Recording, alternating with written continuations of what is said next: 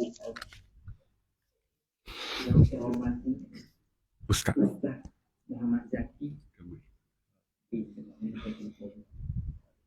dan jawatan-jawatan Kuasa Surah Al-Ikhlas yang kita terima tak berapa jawatan Kuasa yang berusaha jawatan yang makmari atau kira-kira harus penawar. Maka malam kali minggu kali yang kedua Ustaz Zaki berada di sama-sama kita main di jabatan zakat sana. Orang ini kalau tengok betul tak dia ni memperkenalkan bil ni lagi dulu memperkenalkan ya. Maka malam ni malam yang minggu yang kedua dia datang ke kita untuk memberi sedikit ilmu kepada kita. Sama-sama lah kita mengambil ilmu untuk menjadi faedah kita bersama di malam yang mulia ini. Saya berdak malam sema kita bagi masa akan lebih banyak sikit. 3 jam kita bagi. Dengan silakan Ustaz. Dan juga Ustaz kena cerita sama. Kitab yang nak baca malam ni kemungkinan aku ada satu masa aku ada bertanya nak baca kitab yang Ustaz baca. Nak baca malam ni bertanya nak beri. Ataupun Ustaz maju akan deposkan di bawah. Dengan segala hormat silakan.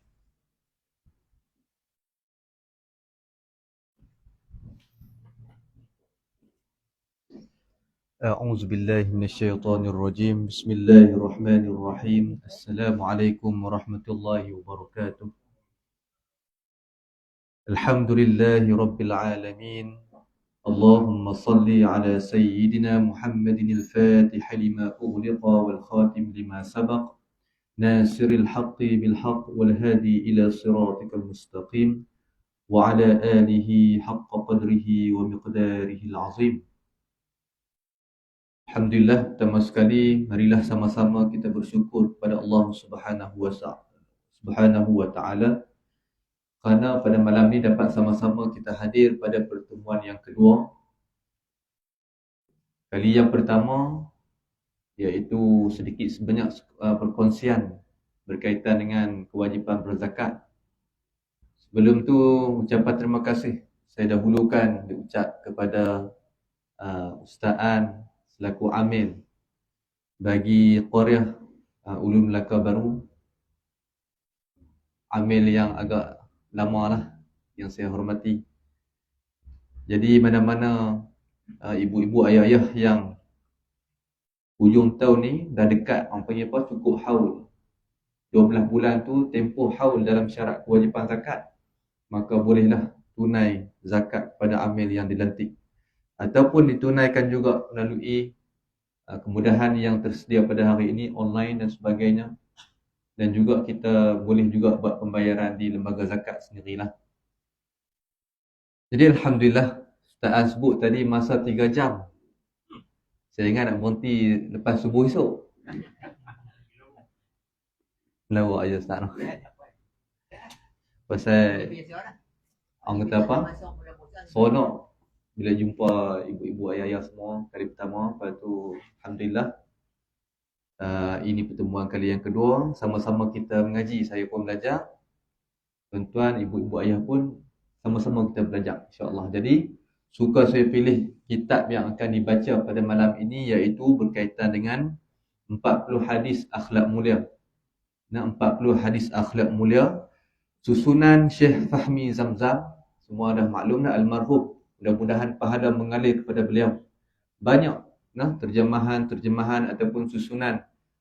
Kalau kita buka kitab Bidayatul Hidayah, kitab yang kita rasa mudah untuk kita baca dan kita fahami, maka kita baca. Sebab kalau nak buka Al-Quran pun kadang-kadang ada benda yang kita tak faham walaupun ada tafsiran. Kita memerlukan kepada ulama ataupun guru-guru yang memudahkan kita untuk faham bacaan yang kita nak belajar. Jadi pada malam ni saya perkenalkan kitab yang kita akan baca, iaitu 40 hadis akhlak mulia. InsyaAllah saya akan cuba bincang dengan Tuan Haji Hakim ataupun dengan Ustaz An. Kita buat ni lah, kita buka order kan, kita beli sama-sama insyaAllah. Malam ni kita mengambil keberkatan malam ni. InsyaAllah kita akan baca sedikit mukadimah berkaitan dengan susunan kitab hadis 40 hadis akhlak mulia. Mukadimah yang disebut oleh almarhum Syekh Fahmi Zamzam. Mudah-mudahan pahala mengalir kepada beliau. Kerana apa? Bila kita menyebut nama penyusun ini ataupun nama mana-mana pengarang, rahmat kasih sayang Allah Subhanahu wa taala turun kepada kita insya-Allah. Bi zikril ulama tatanazzalur rahmah. Dengan kita menyebut kebaikan ataupun menyebut nama ulama, maka insya-Allah Tuhan akan turunkan rahmatnya, kasih sayangnya kepada kita semua insya-Allah. Jadi tuan-tuan yang dimuliakan oleh Allah Subhanahu wa taala, pada malam ini kita baca sedikit muqaddimah sebelum kita baca hadis-hadis yang disusun oleh almarhum ataupun penyusun dalam kitab ini. Pada mulanya muqaddimah memulakan dengan kalamnya, akhlak mulia adalah sebuah daripada iman yang terhunjam di lubuk hati. Orang yang sempurna imannya mesti sempurna akhlaknya. Sebaliknya, orang yang runtuh akhlaknya menunjukkan atas keruntuhan iman yang ada dalam dadanya. Jadi Syekh Fahmi Zamzam memuliakan dengan perkataan akhlak yang mulia. Akhlak mulia, kata Syekh Fahmi, adalah buah daripada iman yang terhunjam di lubuk hati. Ni orang kata kataan lama, terhunjam.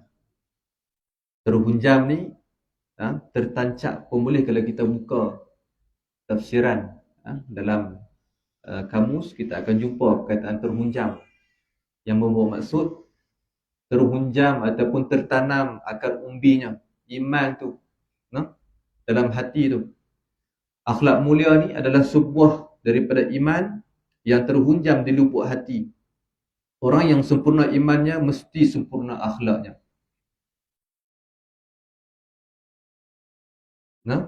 Orang yang sempurna iman, dia mesti sempurna akhlaknya. Mustahil kalau orang yang sempurna iman tapi akhlak dia buruk. Mustahil. Tapi kalau dia betul-betul beriman, dialah iman ni dia bertambah dan berkurang. Tapi kalau betul-betul dia beriman, dia percaya ke Allah Subhanahu wa taala, dia patuhi segala perintah Allah, tidak pada masa yang sama akhlak dia pun mulia. Akhlak dia pun baik, adab dia pun baik. Dan antara adab, akhlak yang baik itu datangnya daripada junjungan besar kita Nabi sallallahu alaihi wasallam, Sayyidul Anbiya, penghulu segala nabi.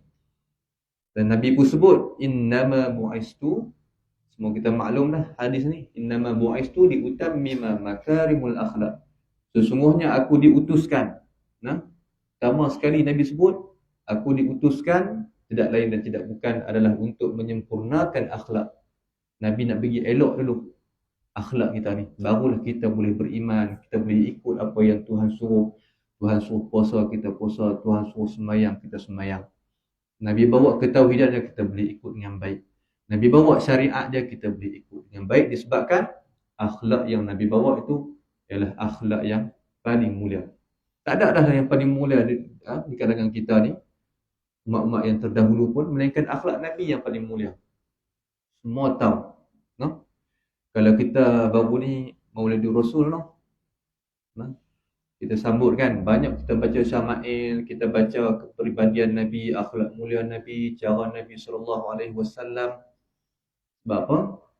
Kita juga beriman dengan Nabi SAW bukan pada ketauhidan, tapi kita juga beriman dengan akhlak Nabi SAW. Sebab tu musannif ataupun penyusun Syekh Fahmi Zamzam memulakan akhlak mulia adalah buah daripada iman. Dia mesti ada akhlak yang baik dulu, barulah keimanan dia baik. Kalau akhlak tak baik, rosak juga keimanan dia. Sebab tu akhlak mulia ni perlu ada dalam diri kita. Orang yang sempurna imannya mesti sempurna akhlaknya. Sebaliknya, orang yang runtuh akhlaknya menunjukkan atas keruntuhan iman yang ada dalam dadanya. Akhlak mulia adalah ciri utama bagi setiap Muslim, Kerana hakikat iman apabila wujud dalam hati, ia akan dapat memelihara segala tindakan dan perbuatan seseorang. Ya, Syekh Fahmi sebut akhlak yang mulia adalah ciri utama bagi setiap Muslim. Ciri utama. Sebab apa? Akhlak mulia ni kena ada dekat setiap Muslim kerana dia ada ikatan ataupun irtibat. Al-akhlaqu baina tashri'. Akhlak dengan syariah dia ada ikatan. Dengan syariat itu menunjukkan keimanan kita. Dengan syariat itu menunjukkan kita beriman. Wajib zakat, ya wajib zakat. Tanda kita beriman, kita keluar. Tapi kalau kita tak buat pula zakat, kita tidak beriman. Wajib sembahyang, wajib. Tapi tak sembahyang, tak sempurna. Tak sempurna. Sebab iman ini dia ada ikatan dengan syariat. Dia ada ikatan syariat. Tapi bila dia lakukan sesuatu suruhan yang Allah perintahkan, kalau dia buat, maka dia di kalangan orang yang beriman. Pada masa yang sama, dia juga ada kebaikan akhlak dalam hati dia, kemurnian akhlak dalam hati dia, kerana dia buat apa yang Tuhan suruh dan dia juga menghiasi diri dia dengan akhlak yang mulia. Akhlak mulia adalah ciri utama bagi setiap Muslim kerana hakikat iman apabila wujud dalam hati, ia akan dapat memelihara segala tindakan kita dan perbuatan seseorang.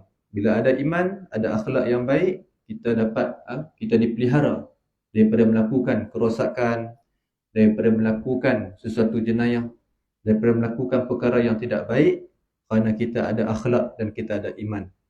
Dan orang yang beriman bahawa Allah Ta'ala itu mengetahui segala perbuatannya, dan ia beriman bahawa Allah Ta'ala akan membalas segala perbuatannya yang dilakukannya itu pada hari kiamat nanti. Orang yang beriman dia tahu, Allah tahu apa yang dia buat. Dan Allah tahu juga, orang yang beriman itu tahu juga, Allah akan balas dengan balasan setimpal dengan apa yang dia lakukan. Nabi juga tahu. Nabi juga tahu. Sebab amalan kita akan dibentang di hadapan Nabi SAW. Amalan kita akan dibentang di hadapan Nabi SAW. Hadis menyebut, aku walaupun dalam kubur, Nabi sebut SAW, dalam kubur Nabi pun hidup. Dan bila kamu memberi salam kepadaku, Nabi menjawab salam kita. Nabi menjawab salam kita. Walaupun Nabi di Madinah, di dalam kubur, tapi bila kita bagi salam, Nabi jawab salam kita.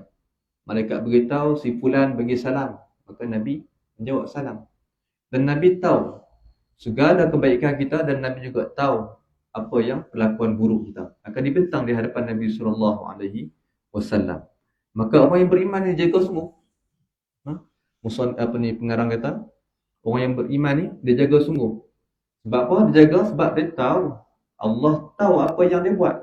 Dan dia tahu juga, kalau aku buat ni, apa yang aku dapat, balasan apa yang aku dapat.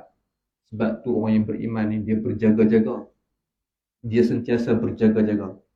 Nak jaga-jaga, dia kena buat apa yang Tuhan dia suruh, iaitu Nabi SAW. Dia kena ikut apa yang Nabi SAW gariskan. Bukannya dia buat indah tak indah apa yang Nabi gariskan, terutamanya pada sunnah Nabi SAW. Jangan kita sewenang-wenangnya kita abaikan sunnah. Walaupun sunnah masuk tandas, sekecil-kecil sunnah, kita buat apa yang Nabi sarankan. Kalau kita tak jaga apa yang Nabi suruh, kemungkinan besar kita lemah. Lemah dari segi segala-galanya. Lemah akhlak, lemah iman, lemah segala-galanya. Sebab tu Nabi SAW ajak kita sentiasa berhati-hati bangun tidur. Pun Nabi suruh berdoa dah. Alhamdulillahillazi ahyana ba'dama amatana wa ilaihi nusyur. Baca doa dah. Sebab apa? Nak jaga-jaga kita orang beriman. Mana boleh lalai. Bangun tidur. Nak lepaskan ikatan kita daripada syaitan. Buat kerja syaitan ni kita tahu dia akan kacau kita sampai bila-bila.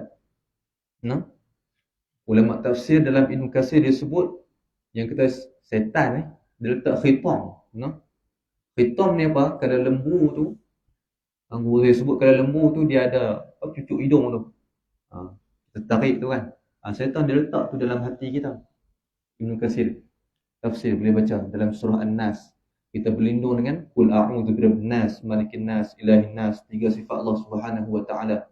Kita berlindung sebab syaitan ni dia suka ganggu kita sampai bila-bila. Kita baik dia ganggu cara baik. Oh, bagus ni. Tak pernah kata kat orang ni. Tapi dalam hati siapa tahu. Haji mai sembahyang ni. Uish. Dia kacau cara orang mai sembahyang. Dia kacau cara orang baik. Orang yang tak baik pula, orang yang melakukan kejahatan, dia kacau cara melakukan kejahatan. Sebab dia adalah makhluk yang dicipta oleh Allah Subhanahu wa taala, kacau kita sampai bila-bila. Saya sebut tadi dia letak khitam. Dia letak khitam ni satu tanda yang menyebabkan bila mana dia letak situ, dia boleh buat mengajak kita melakukan hal yang tak betul. Tapi dia tak boleh paksa. Kita nak semayang, dia kata tak payah semayang lah. Lambat-lambatkan sikit. Tapi dia tak boleh paksa kita. Allah tak bagi kudrat kat dia untuk paksa kita tak boleh semayang. Dia hanya boleh menghasut kita saja. Kita semayang pula, oi bagus ni, semayang lama sikit. Dia tepuk cara semayang lama. Sebab tu antara ulama gariskan cara kita nak menghindari daripada hasutan syaitan ni ialah kita ta'awuz. Kita minta perlindungan dengan qul a'udzu birabbin nas, malikin nas, ilahin nas, min syarril waswasil khannas, alladzi yuwaswisu fi sudurin nas, minal jinnati wan nas. Sebab syaitan dia akan main dalam darah kita ni. Darah kita. Dia letak khitam, bila kita baca qul a'udzu birabbin nas, dia akan pergi. Jangan maki je. Jangan orang kata apa? Jangan cepat mengeluh. Bila mengeluh dia akan membesar dia akan membesar. Ta'azzam kata Nabi SAW. Tapi bila kita sebut Allah, kita baca bismillah, dia akan mengecil sekecil lalat kata Nabi SAW. Sebab tu ada sahabat 2 orang dia nampak Nabi SAW jalan dengan Sayyidah Safiyah. Nabi SAW duduk berzikir, tiba-tiba Sayyidah Safiyah mai waktu malam. Nabi pun perasan, Sayyidah Safiyah mai. Maka Nabi pun bawa Sayyidah Safiyah nak buat balik rumah, nak hantar baliklah malam-malam kan. Tiba-tiba ada 2 orang sahabat daripada Ansar tengok Nabi. Bila tengok, mereka macam nak lari. Macam nak larilah, buat tak perasan. Maka Nabi pun, ni 2 orang sahabat ni nak pergi mana kan? Maka Nabi pun sat-sat dengan lari. Nabi kata, mai sini. Dengan lari Nabi kata. Bila mereka mai, Nabi kata kat mereka, ni aku perkenalkan, ini adalah isteri aku, Sayyidah Safiyah. Masya Allah, mereka pun istighfar balik, mereka minta maaf kat Nabi. Sebab Nabi tahu, kalau Nabi biar mereka pergi, syaitan akan kacau hati mereka dan menjadikan mereka di kalangan orang yang was-was. Tengok tu Nabi keluar dengan perempuan. Astaghfirullahalazim. Dia akan main fitnah macam-macam. Maka Nabi panggil supaya mengelak fitnah tersebut. Maka dia pun main kat Nabi SAW, minta maaf sebab kami dah mai dah perasaan tu. Dan aku tahu, Nabi pun beritahu, ni Sayyidah Safiyah, isteri aku, bukan siapa-siapa. Maka dia pun minta maaf dan Nabi pun kata, sesungguhnya fa inna syaitana yajri majrid dam. Sesungguhnya syaitan dia akan bermain di dalam saluran darah manusia dan akan menjadikan kamu di kalangan orang-orang yang was-was. Masa tu kita akan fitnah lah. Dia ni macam ni cerita kat kawan-kawan. Itu mainan syaitan. Kena jaga-jaga selagi mana tak dapat bukti yang kukuh. Sebab tu kita nak tuduh orang bukan boleh kita tuduh ikut suka saja. Kita kena ada bukti yang kukuh. Dan ada satu lagi hadis menyebut juga, pada mana bila mana Nabi SAW naik kuda dan sahabat seorang lagi pun naik kuda. Seorang sahabat ni dia punya kuda dia macam terpeluh dalam lubang. Dia pun marah. Sahabat tadi marah. Dia kata, dia macam nak marah ni lah, marah lubang tu. Nabi SAW kata, jangan kata macam tu. Tapi kamu katalah Allah, sebutlah kalimah Allah. Sebab apa? Bila kamu kata macam tu, mengeluh macam tu, syaitan akan ta'azzam, akan membesar. Tapi bila kamu mengatakan kalimah Allah Subhanahu wa taala, dia akan kecil, sekecil lalat. Dia tak, Nabi ajak kita. Kemudian bila dah kita bangun tidur, lepas tu kita masuk tandas, Nabi ajak kita masuk tandas kaki kanan, kaki kiri. Baca doa sebelum masuk tandas. Sebab apa? Itu sunnah Nabi SAW. Walaupun kita tengok benda tu biasa saja, kalau kita tak didik anak-anak kita tak ajak diri kita akan biasa dengan benda yang tak sepatutnya. Bahkan mudah je nak buat pahala. Ikut sunnah mudah je. No? Sebelum ambil wuduk, Nabi pesan basuh tangan. Sebab tangan kita ni mungkin ada najis, mungkin ada kotoran. Jangan kita terus pergi ambil sembahyang terus. No? Kita buka kitab fiqah pula, ada bincang pula. Kitab al-um, ayat yang kurang daripada 2 kelah macam mana kita nak ambil sembahyang. Disebut lagi. Tangan diibaratkan sebagai cibuk dan sebagainya. Tapi kena basuh tangan dulu. Itulah sunnah-sunnah yang diajar kepada kita, supaya kita lah di antara orang-orang yang berjaga-jaga. Orang-orang yang beriman ni, dia sentiasa berjaga-jaga. Sebab kalau dia radik, habis. Kalau radik saja, kemungkinan kita akan lupa dan jauh daripada rahmat Allah Subhanahu wa taala. Kerana kalau kita selalu ingat ni, tanda Allah sayang kita. Tanda Allah sayang kita daripada terjebak perkara-perkara yang tak sepatutnya, ataupun kelalaian melakukan ketaatan kepadanya dan sebagainya. Seterusnya, pengarang menyebut, dalam hal ini Rasulullah SAW pernah bersabda, la imana liman la amanah. Artinya, tidak ada iman, tidak sempurna iman bagi orang yang tidak ada sifat amanah pada dirinya. Dengan demikian, maka kita dapati bahawa Rasulullah SAW adalah orang yang paling sempurna imannya. Saya sebut tadi, orang yang paling sempurna akhlak, paling sempurna imannya adalah Nabi SAW. Akhlak Nabi ni tak gaduh mengaji. No? Akhlak Nabi SAW tak gaduh nak pergi cari macam kita. Dia main sendiri. No? Kita kalau kita baca Kitab Syifa Bihuquqil Mustafa Al-Qadiyat, disebut akhlak Nabi dia main sendiri dia. Dengan ciptaan Allah Subhanahu wa taala itu sempurna semua. Tubuh badan Nabi, kepribadian Nabi, kecantikan akhlak Nabi SAW, dia main sendiri dia. Kita kena mengaji. Kita kena mengaji, kena tahu, oh ni cara Nabi SAW makan roti tau. Kita pakai makan pegang tu je. Oh sunnah makan makan apa nama? Kena makan dengan ni 4 jari. Kalau kita makan 3 jari pula dah jadi takabur pula. Oh lagu tu.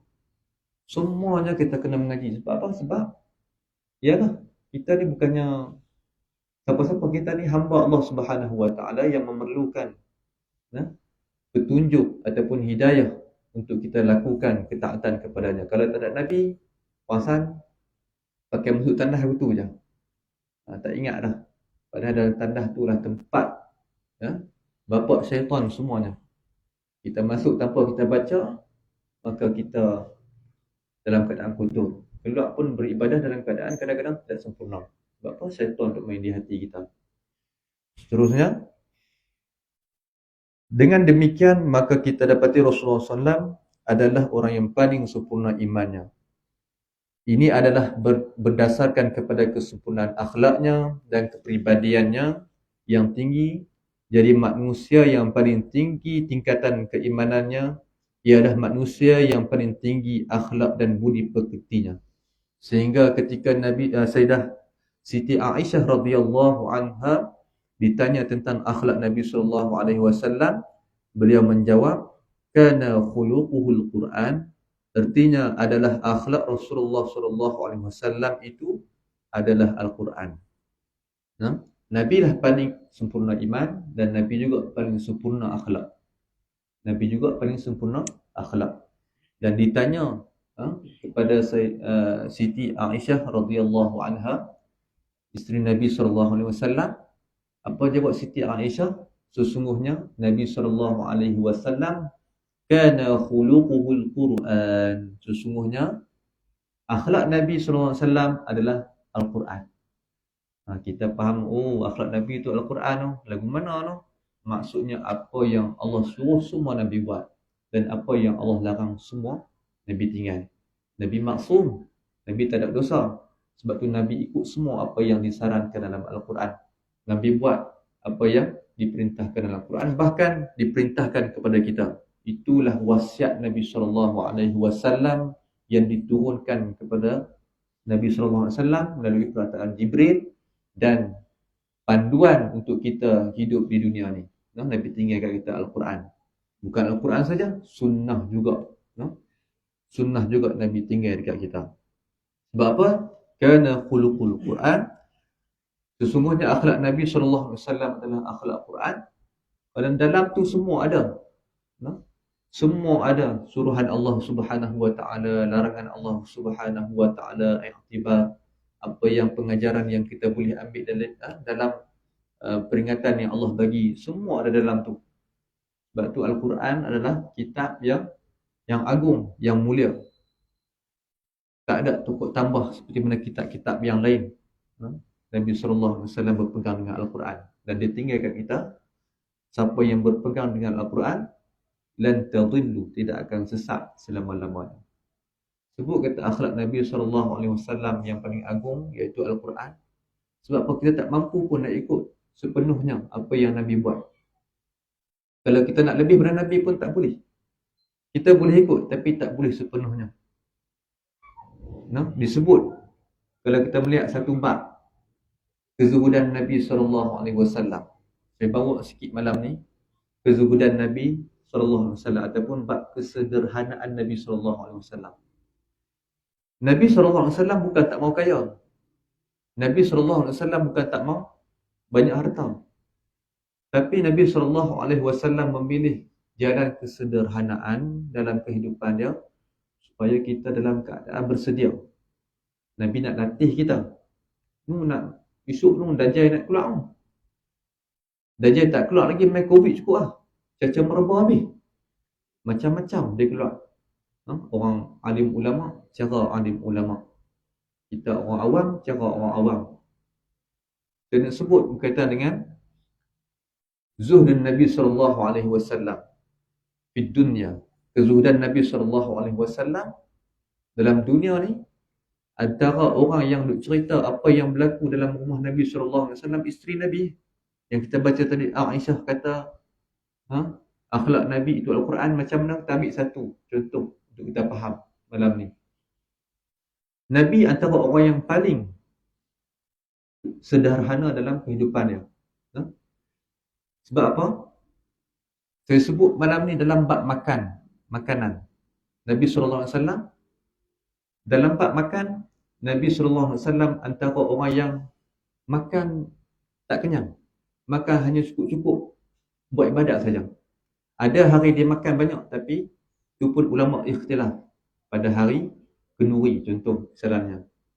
Tapi selalunya Nabi SAW makan 3 hari, sehari makan roti, 3 hari pula nak jumpa roti pula.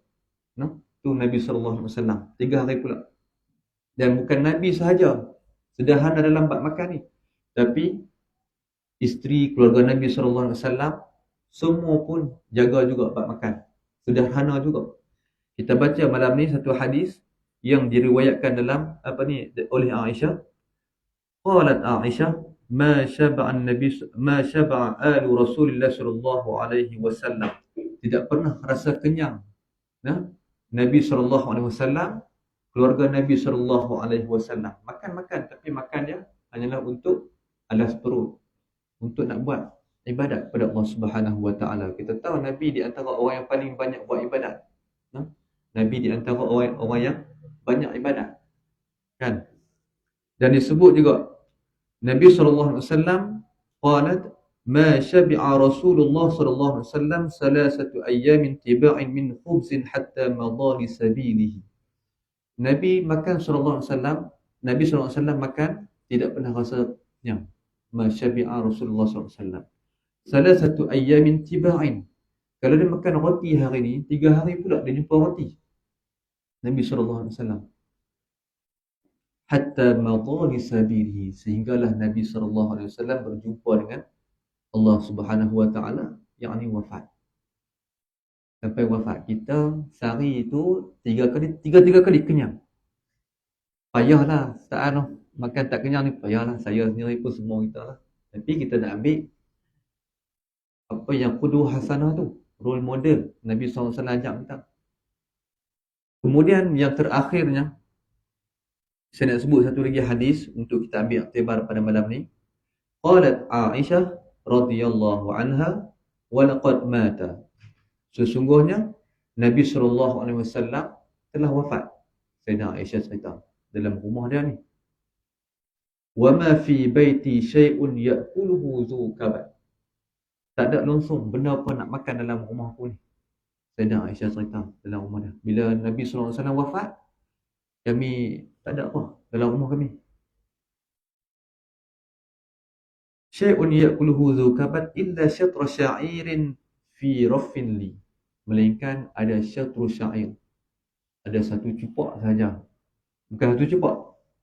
Apa ni, yang saya kata ada satu tapak tangan sahaja gandum yang ada di parah. Yang ada di atas parah tu, gabui duduk dalam tapak tangan, ada tu lah. Fi raffin li. Kalau kita parah lah. Ada tu lah. Nabi rumah fariq. Bait fariq. Bait yang, rumah yang bukan sempit tapi kecil. Nabi semayang pun belaga dengan kaki Sayyidah Aisyah kan. Nak beritahu kata, ada yang tu lah, dia cerita. Ada yang tu saja. Dan dia cerita juga, tak ada kami makan masak dengan api ni, melainkan illa tamru wal ma'. Melainkan kurma dengan ayak saja. Tu dalam sebulan, tahan dengan kurma dengan ayak. Sebab apa Nabi SAW bukan nak pilih cara susah. Tapi Nabi SAW nak didik kita umat dia. Tapi bolehkah kita ikut macam ni? Belum tentu. Belum tentu. Main COVID itu sekali je. Macam-macam dalam Facebook kan. Sini tak ada makanan, sini marah pejabat zakat. Marah pejabat zakat pasal apa tak bagi bantuan ni. Dia main macam-macam. Tak semua orang boleh redha dengan keadaan yang mendesak. Satu hari nanti bila berlaku ibtila ataupun berlaku sesuatu yang kita tidak ingini, adakah di kalangan kita ni termasuk di kalangan orang yang redha ataupun orang yang mengeluh? Kita boleh ikut Nabi ajak kita, Nabi tunjuk kita ketauhidan dia, taat Allah Subhanahu wa taala, kita boleh ikut, tak ada masalah. Kan? Kita orang yang beriman, betul. Kita orang yang beriman, kita orang yang berakhlak Nabi SAW, betul. Kita boleh ikut, tak ada masalah. Tapi kita boleh ikut juga kan bila mana Nabi SAW ajak kita macam ni. Ni Sayyidah Aisyah cerita apa yang berlaku dalam rumah Nabi. Dalam rumah Nabi ada satu syair dia. Kita tak tahu. Kita buka peti air, daging korban 2 tahun, ada lagi. Simpan lagi. Ada maksudnya tak susah lah. Ada. Tak susah lah. Ada lagi. Sayur ni apa nak masak apa? Mana ni? Sup saur. Boleh. Jalan. Nak masak apa lagi? Apa nama? Hari ni nak makan kerang bakar. Semua ada. Tambah langkawi. Semua ada. Tapi kita tak boleh tahan bila mana Nabi SAW orang yang sayang kita ni, Nabi SAW. Tapi kita payahlah, boleh kita ambil iktibar, kita fikir tengok ke depan nanti bila berlaku ni, adakah kita boleh bertahan macam Nabi SAW. Nabi bukan ajak kita hidup susah dah. Tengah Nabi kaya, Nabi Sulaiman, mulukul dunia, pemilik harta dunia ni, Nabi Sulaiman. Tak salah. Dengan rahmat Allah Subhanahu wa taala, Allah bagi rezeki, tak ada masalah. Dan kita pun tak ada hak memiliki kekayaan, tak ada masalah. Dan Nabi pun bukan tak makanya Allah nak bagi Nabi SAW, saya sebut tadi cuman pada kali yang pertama, Allah nak bagi ni Mekah ni, gunung ganang tu jadi mah. Nabi sebut. Dan Aisyah pernah sebut, Aisyah kata, Nabi pernah kata kat aku, wa qala li, kata Aisyah, inni urida alayya an yuj'ala li badha Makkah dhahaban. Dan Aisyah kata, Nabi sebut kat aku, Allah nak jadikan ni Makkah ni badha Makkah dhahaban, semua nak jadi emas. Nabi kata apa? Qala la ya Rabbi. Aku tak mau, wahai Tuhanku. Aju'u yawman, aku lapar sehari. Wa ashba'u yawman, aku kenyang sehari. Nabi kata kat Sayyidina Aisyah. Nabi tolak Allah nak bagi walaupun ketui mah. Jadi ketui mah tak apa, tak mau ketui mah. Kedepok jatuh depan kita, oi, lompat jutawan. Tak apa, saya bayar semua. Tak apa, semua kita bayar. Tu, kalau kita boleh berangan tu. Kan Nabi kata, aju'u yawman wa ashba'u yawman. Aku lapar satu hari dan aku kenyang satu hari. Fa ammal yawmul ladzi aju'u fihi fa atadarru wa ad'uka. Adapun hari yang aku lapar, aku bermunajat dan aku berdoa kepadamu, wahai Allah Subhanahu wa taala. Wa ammal yawmul ladzi ashba'u fihi, adapun hari yang aku kenyang, fa ahmadu ilaika fa ahmaduka wa unsiya alaika. Adapun hari yang aku kenyang, aku puji kamu, wahai Allah Subhanahu wa taala. Aku bersyukur dengan nikmat Allah dengan nikmat yang kau kurniakan. Hari yang dia lapar, dia bermunajat, dia berdoa, dia solat. Tapi hari yang dia kenyang sikit ataupun lapik perut sikit, Nabi SAW di antara orang yang paling bersyukur. Paling bersyukur Nabi SAW. Kita belum tentu lagi. Nasi pun makan tak habis. Dan Nabi lah orang yang paling bersyukur di kalangan kita ni. Nabi lah orang yang paling bersyukur. Sebab tu Nabi SAW, kita baca hadis, Nabi ni semayang sampai bengkak kaki. Salla Rasulullah SAW hatta tarima qadamahu. Nabi SAW semayang sampai terkumpul darah di mana? Di buku lari kaki tu. Buku kaki. Syekh Fahmi Zazan sebut buku kaki. Kita sebut buku lari. Darah terkumpul dia tu nak bakta semayang sungguh Nabi SAW tengah malam. Semayang sungguh. Menunjukkan Nabi seorang yang bersyukur. Dan sahabat tanya, faqila lahu atakallafu hadza. Sahabat tanya, wahai Rasulullah SAW, adakah Allah bebankan kamu sampai macam ni? Adakah Allah taklifkan kepada kamu, wahai Rasulullah, sampai macam ni, semayang sampai buka kaki ni? Wa qad ghufira laka ma taqaddama min dhanbi wa ma ta'akhkhar. Bukankah Allah Subhanahu wa taala ampun dosa kamu ma taqaddama min dhanbi, daripada awal sampai kesudahnya Allah ampun dosa. Tak ada masuk. Yang duk semayang ke buka kaki ni, sahabat tanya pasal apa? Allah dah ampun dosa dah, tak ada dosa pun. Kan? Sebab timbangan ataupun mizan akal kita ni, para sahabat pun duk anggap, bila ada dosa kena semayang. Yang dia kata tu, ni Nabi dah ampun dah, Allah ampun dosa, siapa semayang? Kita pun beranggapan macam tu, bila kita ada dosa kita kena semayang. Bila kita ada dosa kita kena semayang. Apa Nabi jawab? Nabi jawab, afala akuna abdan syakura. Kita selalu dengar hadis ni, salahkah aku nak jadi hamba yang bersyukur? Allahu Akbar. Kita duk anggap kata semayang ni bagi orang yang ada dosa je, apa dosa je. Betul juga. Tapi Nabi ubah cara pandang kita. Bila kita semayang, bukan hanya kita orang yang berdosa, tapi orang yang bersyukur juga. Kita tanda kita syukur, kita kena semayang kepada Allah Subhanahu wa taala. Sebab Nabi tahu apa yang kita tak tahu. Nabi tahu apa yang kita tak tahu, sebab tu dia semayang banyak. Sebab tahap kenal kita dengan Allah Subhanahu wa taala, tengok diri kita, tahap mana kita dengan Allah Subhanahu wa taala. Tu tahap kita kenal Tuhan. Nabi SAW tahu apa yang kita tak tahu.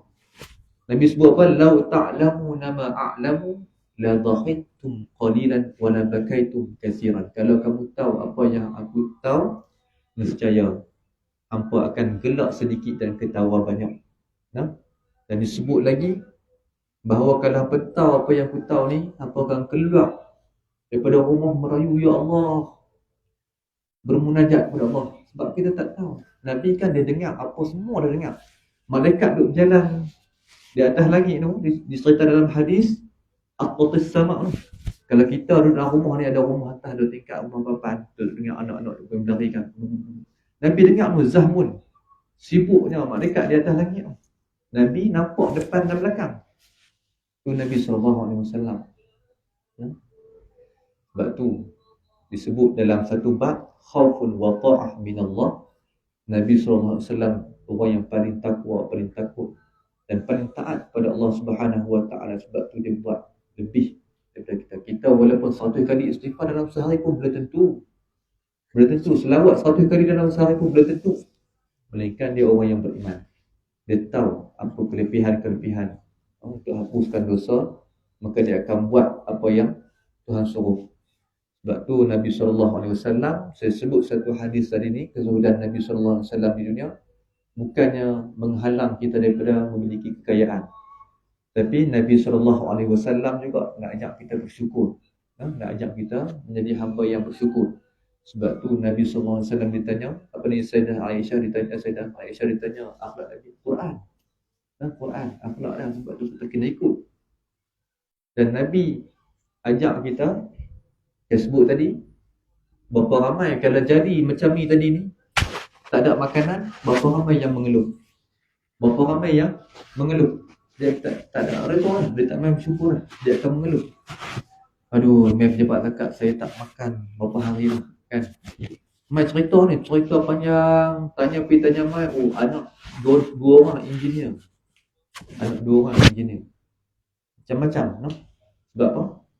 Sebab bila dia tak ada perasaan malu, dia tak ada perasaan takut kepada Allah Subhanahu Wa Taala, dia takut tipu untuk dapatkan apa sahaja. Tadi satu kes yang main kat saya tadi ni, seorang janda anak lima, dan dia dapat zakat 1,000 sebulan. Dia main kat kita memang mengeluh. Dia main kat kita, tak ada apa nak makan apa semua, tak ada apa semua ni, anak ramai ni, dia pun tak kerja apa. Kita bagi 1,000 sebulan. Bila cukup, nak habis setahun dah ni, nak habis setahun dah dapat. Dia main, pak dia pula main. Tadi anak-anak tak apa lah, kita dah bagi rumah sewa, bagi makan apa semua ni, 1,000 sebulan. Pak dia pula main. Pak dia kata apa? Ustaz, saya nak berhenti bantuan yang bagi dekat dia ni. Pasal apa? Pasal bantuan yang duk bagi dekat dia ni, anak-anak dia saya yang bagi makan, saya yang kena tanggung. Duit tu dia guna, dia joli dengan lelaki lain, dia bayar rumah sewa orang lain. Tu dia punya perangai tu, semua tak ada akhlak dan keimanan. Macam mana dia urus duit harta amanah orang bagi dekat zakat tu. Pasal kita kena berhentikan serta-merta, kena bukti-bukti yang kukuh. Kita siasat semalam, pak dia baru pergi tabuh, lelaki tu orang Melaka, sewa di sini, duk kacau ada orang kan, sampai tak selalu wallahualam, dunia ni fitnah macam-macam. Dia masa tahu kalau ke mana, wallahualam lah. Jadi terikut dengan seorang lelaki tu, maka duit tu mereka guna, mereka berdua JKM 600. Saya sebut ni bukan saya tak pandai mereka cerita ni, saya sebut tu JKM 600, zakat 1,000. Dia dengan lelaki tu ada bagi pak belah. Pak dia gram sungguh tu yang main tu. Tak nampak lah. Pasal apa? Pasal saya tak tahan. Orang tanya saya, awak nak hutang dan tak berbayar ni. Dia nak hutang, JKM 1,000 dapat, semua dapat. Tu yang dia main tu. Tu nampak kata, no? Main mengeluh, tapi bila dapat sadar guna nikmat yang Allah bagi. 1,000 banyak tu. Kan, 1,000 banyak. Itulah. Dan Nabi SAW ajak kita cara bersyukur tadi. Kita boleh ambil pengajaran juga. Di antaranya, tanda kita syukur ialah dengan kita memperbanyakkan sembahyang. Tanda kita syukur, kita memperbanyakkan sembahyang. Nabi SAW dalam hadis yang lain diceritakan juga, Nabi ni, dia punya firash dia ataupun pelapik tempat tidur Nabi SAW, kita baca kan, dia lapik dengan sabut pohon kurma tu. Kalau kita tengok tutur, dalam tutur ada macam sepan tu lembut lagi. Nabi SAW dia sarung dengan tu sabut pelepah kurma tu. tasnihi sintaini, dia lipat jadi dua. Nah, dia lipat jadi dua. Mari kita tengok hadis. Saya baca malam ni. Nah, innama kana firashuhu alladhi yanamu alayhi adaman hashwa'u lif. Nah, abang kata nipis je dilipat dua. Wa an Hafsah radhiyallahu anha qalat, daripada Hafsah isteri Nabi sallallahu alaihi wasallam, dia berkata, kana firashu Rasulullah sallallahu alaihi wasallam fi baitihi mishan tasnihi sintaini fayana. Dua dia sebut tadi ni, dia lipat dua. No? Yang sabuk pelepah kurma tadi ni, bubuh dalam satu kain, dia lipat dua. Kemudian kami perasan, maka fainayahu lahu lailatan bi arba'in, maka kami tengok-tengok, dua ni Nabi tidak lagu mana kan, maka depa lipat jadi empat, nak bagi selesa sikit, dua tu nipis sangat. Apa Nabi kata, falamma asbaha, maka bila Nabi sedar, qala ma farashtumuni laila, bila Nabi sedar, Nabi kata, apa yang dibuat pada tilam aku ni? Nabi tanya. Fadzakarna zalika lahu faqala rudduhu bihalihi, maka Nabi arah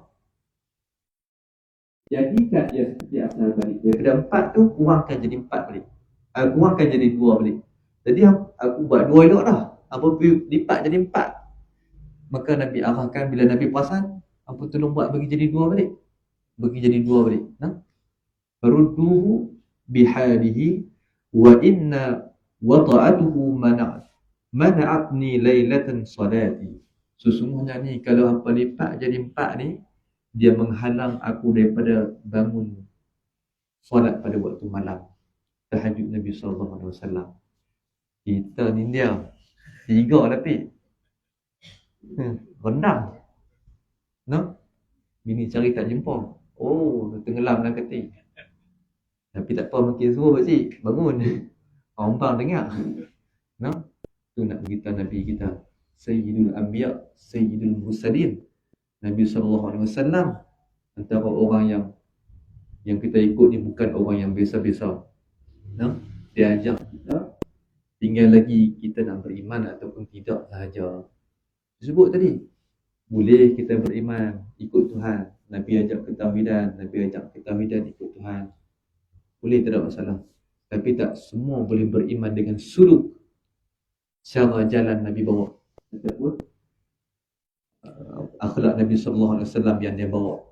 Sebab itulah saya pilih untuk baca kitab ni, untuk kita sama-sama jangan kita rasa asing lagi. Sebab kadang-kadang kita buat pelik, orang yang bohong kita buat pelik, nak pakai baju payah lah apa semua, pasal apa kan? Sedangkan di sana, kalau pakcik-pakcik semua pergi Mekah dah, di umrah apa semua dah, menjadi satu kekuatan di sana. Anak-anak di Yaman mengaji, semua bangun duha. Kita di sini, balik pelik. Di sana kalau tinggal sembahyang berjemaah jadi aib, jadi satu pelik tau. Tapi kita di sini tak sembahyang berjemaah, biasa. Masuklah orang yang bercakap ni pun sama aja, kita jadi biasa. Tapi macam mana kita nak ikut balik, kita nak ambil semangat tu supaya kita biasakan sunnah Nabi SAW yang Nabi tinggalkan kepada kita. Nah, maka sambung yang tadi, kata penyusun bahawa Sayyidah Aisyah riwayatkan ditanya tentang akhlak Nabi SAW, jawabnya kana khuluqul Quran, artinya adalah akhlak Rasulullah SAW adalah Al-Quran. Sebab itulah dia punya akhlak dia, cara makan dia, cara tidur dia, cara sembahyang Nabi SAW, takut Nabi SAW, peribadi Nabi SAW, dia panggil waqar, dalam bab waqar. Waqar ni peribadi Nabi SAW, berketerampilan Nabi SAW. Macam kita buat bendang, buka baju, tak ada masalah apa. Dan Nabi SAW dia jaga semua, pakaian dia, cara duduk dalam majlis dia. Dia yang paling berketerampilan, kata sahabat, bila mana Nabi SAW duduk dalam majlis, tak kira dalam majlis apa, yang paling berketerampilan dia Nabi SAW. Nak cari orang yang paling segak sekali, nak cari orang yang paling berketerampilan, tak ada, melainkan Nabi SAW. Dan Sahabat-sahabat pun contoh Nabi SAW duduk cantik dalam majlis, diceritakan oleh ulama. Sahabat duduk depan Nabi SAW jaga waqar, penampilannya. Umpama burung duduk atas kepala, tunduk dan tak berani. Sebab Nabi SAW. Sebab tu seronok bila kita duduk dengan guru-guru kita, seronok kan. Tengok duduk dengan guru-guru dekat mereka tu ada saja, setiap detik dan jalan ada je adat-adat yang mereka tunjuk kita. Jalan tak boleh jalan belah kiri, kena jalan belah kanan. Macam tu dia ajak kita. Cara orang kata apa? Bila ni kita kena utamakan orang tua-tua. Semua tu disebut min adabil Islam, ada adat dalam Islam. Daripada mana? Ni akhlak Nabi SAW yang sedang Aisyah kata apa? Kana khuluqul Quran. Maksudnya Rasulullah SAW adalah memiliki akhlak yang paling tinggi seperti yang diterangkan dalam Al-Quran, kerana baginda telah mengamalkan segala sifat-sifat kemuliaan yang telah diperintahkan dalam Al-Quran, dan baginda telah meninggalkan segala sifat-sifat kecelakaan yang dalam Al-Quran. Tu maksud dia yang saya sebut tadi. Dan Nabi tinggal semua kecelakaan dalam Al-Quran yang Allah larang, semua Nabi tinggal. Nabi tak buat. Itu akhlak lah. Akhlak Nabi SAW.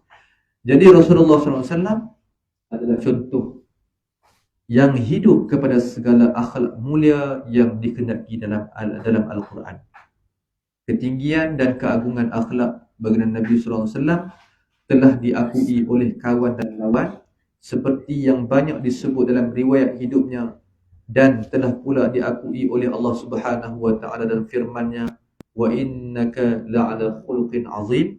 Sesungguhnya engkau wahai Muhammad berada di atas akhlak yang sangat agung. Allah sebut dalam Al-Quran, Allah puji lagi dalam Al-Quran Nabi SAW seorang yang paling agung akhlaknya.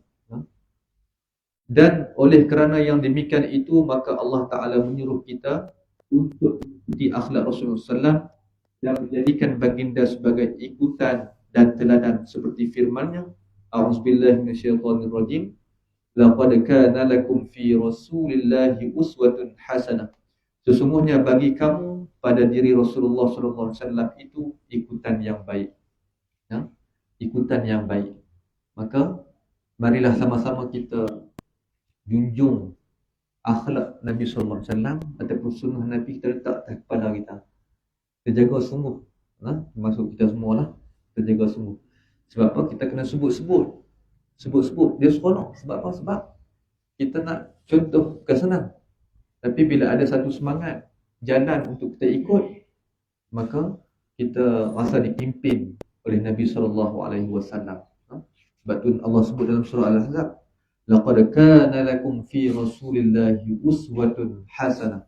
Sesungguhnya bagi kamu pada diri Rasulullah itu ada ikutan yang baik. Setiap kita ni dekat diri Rasulullah ada ikutan, kita kena ikut. Setiap daripada kita mukminin, mukminat, semua kena ikut Rasulullah SAW. Orang yang tahu banyak dalam bab akhlak Nabi SAW ni antaranya Anas bin Malik. Sebab dia khadam Nabi SAW. Dia orang yang berkhidmat kepada Nabi SAW 10 tahun. Duduk dengan Nabi SAW sampai Nabi wafat. Dan dia beritahu tak pernah Nabi SAW marah dia. Tak pernah Nabi suruh itu dan itu. Sebab apa? Saya ulang balik, Anas bin Malik ni orang yang rapat dengan Nabi SAW. Orang yang, sebab dia membantu Nabi, dia khadam Nabi SAW, dia duduk dengan Nabi. Dan dia kata tak pernah Nabi marah dia, tak pernah Nabi cengeng dengan dia, tak pernah Nabi suruh dia buat macam ni, yang tak kena ada. Itu akhlak Nabi SAW. Satu hari Anas bin Malik disuruh oleh Nabi SAW untuk dapatkan satu benda. Maka dia pun keluar pergi, tiba-tiba tengok budak duk main, dia berhenti sat. Anas bin Malik tadi berhenti sat. Budak-budak berhenti sat, tengok. Duk lari tengok apa semua ni. Tiba-tiba perasan bayang main belakang dia. Dia kali-kali Nabi. Maka Nabi senyum, Nabi tak marah. Itu akhlak. Nabi senyum. Bahkan bukan senyumnya, Nabi tak panggil Anas bin Malik. Nabi panggil apa? Ya Unais. Nabi guna isim tasghir. memperkecilkan nama tersebut. Ia pun lagi panggilan manja lagi. Kalau aku suruh beli gula, dia pengen tengok main bola pula. Siap tiba. Maka Anas bin Malik terus pergi. Sa'adhabul an. Dia akan pergi sekarang, dia pergi tu. Mana balik. Dan Nabi SAW dipuji oleh Anas bin Malik. Dia kata, tak pernah Nabi suruh aku itu dan ini, dan tak pernah dimarahi. Dan kalau orang panggil apa? Kalau sahabat mai, sahabat akan tanya Sayyidina Anas bin Malik, ceritakan kepada kami bagaimana Rasulullah SAW ceritakan. Dia akan cerita. Dan dia juga tak pernah tinggal cerita. Dua benda, dia kata bila mana Nabi jejak kaki di Madinah ni, cerah Madinah, seronok, betapa indahnya keindahan Madinah. Sebab apa? Nabi mai mengindahkan bumi Madinah. Dan Anas bin Malik juga cerita, ada satu hari lagi yang aku rasa sangat sedih dan suram. Bumi Madinah seakan mendung bila mana Nabi SAW wafat. Satu dia rasa suram semua. Siapa yang happy kat dia akan cerita dua benda tu. Dia akan cerita dua benda tu. Tabi'in akan pergi tanya macam mana Nabi SAW. Anas bin Malik ni, di antara anak kepada ibu yang pertama memeluk Islam di Madinah. Nabi duduk di Mekah, mak dia di sini peluk Islam lah. Tu Anas bin Malik. Mak dia nama Ummu Sulaim. Ummu Sulaim. Mak dia Ummu Sulaim. Punya jiwa yang hebat. Macam mana dia pergi serah anak. Kalau kita sayang anak, dia pergi serah itu je. So khidmat kat Nabi SAW. Anak duduk kecil lagi, gentiang, pedang, pakai topi, suruh ikut pergi perang. Nabi kata jangan. Seret pedang. Nabi kata jangan. Duduk dengan ibu kamu. Tu Anas bin Malik. Dia punya semangat dia. Ajak mak dia pergi Mekah nak tengok Nabi SAW. Sebab dia tahu Nabi SAW. Ajak mak dia pergi Mekah, tapi mak dia tak bagi. Kalau kita pergi, kenal kita dengan orang Quraisy. Sebab Nabi duduk sana, kena ganggu dengan orang Quraisy. Nabi duduk sebab dakwah secara terang-terangan, secara rahsia dan terang-terangan. Orang Quraisy duduk main kat Abu Talib. Dia minta hentikan dakwah Nabi SAW. Maka Sayyidina Anas bin Malik di antara orang yang kenal Nabi SAW, rapat Nabi SAW, sebab dia khadam Nabi SAW. Jadi saya tutup dengan ayat Quran tadi, laqad kana lakum fi rasulillahi uswatun hasanah. Sesungguhnya pada diri kamu Rasulullah SAW itu ikutan yang baik. Dan Rasulullah SAW sendiri telah menyatakan yang demikian itu dalam sabdaannya, innama bu'istu liutammima makarimul akhlaq. Hanya saja aku diutuskan oleh Allah Subhanahu wa taala untuk menyempurnakan akhlak yang mulia. Yang ni yang kita kena pentingkan, akhlak yang mulia. Sebab Nabi bukannya bangga diri tau. Nabi nak beritahu supaya kita ikut dia. Nabi nak beritahu supaya kita ikut dia. Sebab dia nak beritahu, aku diutuskan untuk sempurnakan akhlak. Itu Nabi beritahu, untuk sempurnakan akhlak. Sebab tu anak murid Imam Malik, dia kata apa? Aku mengaji dengan aku belajar tentang akhlak 18 tahun dan aku ambil ilmu dekat Imam Malik 2 tahun je. Tu pun dia kata alangkah indahnya kalau aku ambil 20 tahun semua tu aku mengaji bab adab akhlak.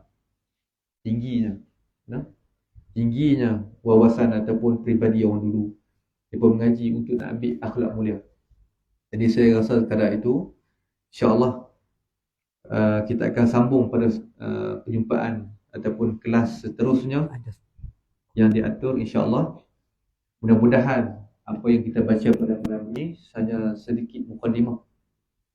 Mungkin ada persoalan tu. Banyak lagi lah. Ada persoalan korang. Ada persoalan dia nak tanya aku. Tak tahulah, yang sekadar maklumat ni kok bab zakat ke? Boleh lah. Saya nak tanya, saya tahu bukan zakat. Boleh, tak ada masalah. Saya tak tanya zakat lah. Zakat saya pun di zakat, nak tanya zakat. Kena tanya saya juga tu. Habis. Orang beriman ni Ustaz tu. Orang beriman dia kata aku bayarkan, aku gantikan di akhirat. Orang yang beriman tadi. Tapi tak ada kau nak tunjuk di dunia ni sama orang yang beriman tu supaya dia terpasak kukuh iman dia bersama. Nanti nak tunjuk dah akhirat ke saja. Itu saya nak bermaksud jawapan saya lagi Ustaz bagi. Yang kedua, ada dikatakan tengah-tengah. Nabi dulu tak apalah, tapi di zaman yang moden begini, kita nak ikut, nak mempercaya dia lah sebenarnya, ikut peratus dia. Adakah orang yang kata macam tu terjatuh iman dia? Sekian banyak tu jadual dah. Soalan kedua macam mana tadi? Hak mana? Hak mana? Hak kedua tadi. Hak kedua. Sekali lagi. Orang mempercayai maksud Nabi lah no. Bawa tan Nabi kuantan. Tapi dia berkata di zaman Nabi boleh mengikut seperti itu. Tapi di zaman yang moden hari ini, bolehkah kita nak ikut dengan Nabi cara dulu? Sebab lah kalau ikut cara ketinggalan zaman. Maka adakah iman dia tu tertanggal ataupun jatuh? Baik, terima kasih Ustaz An. Jadi yang pertama tadi ni berkaitan dengan orang kata apa? Iman lah. Maksudnya perlukah kita tunjuk di sana saja? Ataupun di sana saja. Di sini mana nak membuktikan, mengekuatkan atau memasakkan hati dia percaya lebih kukuh lagi. Iman ni pada tuan-tuan, iman ialah i'tiqadun jaziman muwafiqan lil haqqin an dalilin. Iaitu iman ni ialah satu pegangan yang kukuh, i'tiqad yang kukuh, muwafiqan li haqqin, yang bertepatan dengan kebenaran, an dalilin, bukan benar saja, dia kena bawa bukti.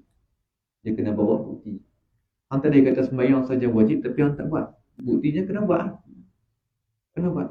Tak boleh kita kata zakat ni wajib tapi tak bayar pun, tak boleh, tak sempurna tu. Tanda kita tunjuk keimanan kita di atas muka bumi ini ialah dengan kita mentaati, mengimani apa yang Allah perintahkan kepada kita. Macam tu sajalah saya boleh jawab. Bukti kita kena buktikan. Kita bukti Allah ada, kita kena beritahu orang yang bukan Islam apa bukti Allah ada, baru dia beriman. Dan kita bukti orang kita beriman, kita tunjuk apa bukti kita beriman. Kita buat apa yang Allah suruh dan kita tinggal apa yang Allah larang. Barulah kita mencapai ketakwaan kita kepada Allah yang khatib pesan setiap hari tu, setiap Jumaat tu. Ittaqullah. Ya ayyuhallazina amanu ittaqullah wal tanzur nafsum ma qaddamat lighad. Orang yang beriman dia tengok hari esok. Ma qaddamat lighad. Dia tak tengok hari ni. Dia buat hari ni memang dapat teruk. Kita orang beriman yang buat ni tak rasa teruk. Tapi orang yang bukan beriman, dia tengok kita, teruknya nak kena sembahyang, tahajud pada tengah malam, baca Quran, tadarus, zikir. Teruk. Tapi bila orang yang beriman, dia ada zuk, dia ada rasa, dia tak fikir teruk dah. Sebab dia ada kasih sayang dia. Dia buat sesuatu bukannya dipaksa, tapi dia buat sesuatu hanya kerelaan diri dia. Masa tu dia ibadur rahman, hamba Allah. Dipanggil di sana orang yang beriman, kan? Jadi maka bukti kita beriman kepada Allah Subhanahu Wa Taala, kita kena tunjuk amalan kita, buat persembahan ke Allah. Macam-macam, ada orang persembahan dia sembahyang, ada orang persembahan dia zikir, ada orang persembahan dia baca Quran. Persembahan Allah macam-macam. Sultan dia panggil kawan ni sebab dia nak bagi anugerah, sebab dia ni rajin ni, dia main bola pandai ni, main badminton ni pandai, contoh Sultan bagi anugerah dekat dia, kan? Sebab dia pandai cerdik mengharumkan nama Malaysia, contoh. Ada juga Sultan panggil tanpa ada sebab, saja dia nak bagi. Dia tengok dia ni kesian, bagi dia main. Ada juga. Macam tu juga kita kena bersungguh-sungguh melakukan ibadat. Mana tahu, kita tak tahu amalan mana yang kita Tuhan terima. Kita dah sangka yang ni, kita dah sangka kita beriman. Kita tak tahu, padahal ubah halangan di jalanan pun dah dikira beriman lah. Nabi sebut dalam hadis, kan, sampai macam tu kebaikan ditunjukkan Nabi SAW. Buang halangan di mana? Di jalan. Bukan pergi letak macam dengan isteri Abu Lahab. Nabi lalu dia letak kayu duri bagi Nabi pijak. Cerita dalam surah Tabbat yada Abi Lahab wa tab ma aghna anhu maluhu wa ma kasab. Bukan Abu Lahab saja masuk neraka, kena api neraka pedih tu, isteri dia sekali. Wa mura'atuhu hammalatal hatab. Yang kedua tadi, apa ni, Ustaz An tanya, apa nama, adakah gugur keimanan kalau kita kata macam mana? Ustaz? Hari ni tu kepercayaan orang tu lah. Aha. Kalau di zaman dulu kepercayaan kepada Nabi, tapi hari ni ketinggalan. Kalau Dia kata ketinggalan. Adakah Dia iman kata ketinggalan. Yang ni patutnya kita tak boleh bawa lah. Dulu boleh kan Nabi bawa. Yang ni kena tengok dari segi apa yang dia kata tu. Kita jangan terus menghukum. Sebab hukum ni kita tak boleh, sebab Nabi tak ajak kita macam tu. Nabi ajak kita role model. Saya sebut tadi, akhlak mulia. Nabi tak ajak kita berdebat. Nabi tak ajak kita pompang, tak ada kebenaran. Lah kali kawan ni salah kau ni, kau ni salah kau ni. Kau ni kata dia betul. Kan nak mengundi macam-macam. Kawan kata kau ni kata kau ni. Lah kan dia apa pun tak nak. Jadi, adakah gugur keimanan seseorang tu kalau dia kata yang ni dah tak sepatutnya lah, sebab tu zaman Nabi boleh lah. Tak gugur lagi. Kalau gugur keimanan ni sampai dia kata macam ni. Kita kata sembahyang wajib, ulama bahas nampak ni. Sembahyang wajib. Dia tahu kata kewajipan sembahyang, tahu. Dia orang Islam, dia tahu sembahyang wajib. Tapi dia tak sembahyang. Yang tu tak apa. Dia berdosa, dia kena bertobat. Nama tu kena bertobat balik. Yang ni dia orang Islam, pada masa yang sama dia kata tak wajib sembahyang. Dia kata tak wajib sembahyang. Aku orang Islam, aku tahu lah sembahyang ni tak wajib. Puasa ni tak wajib. Dia buat hukum nyeri. Dia orang kata apa? Dia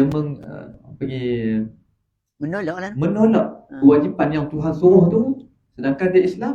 Maka yang tu ulama berbeza pendapat sama ada dia murtad, non Islam, ataupun sebaliknya dia kena mengucap balik.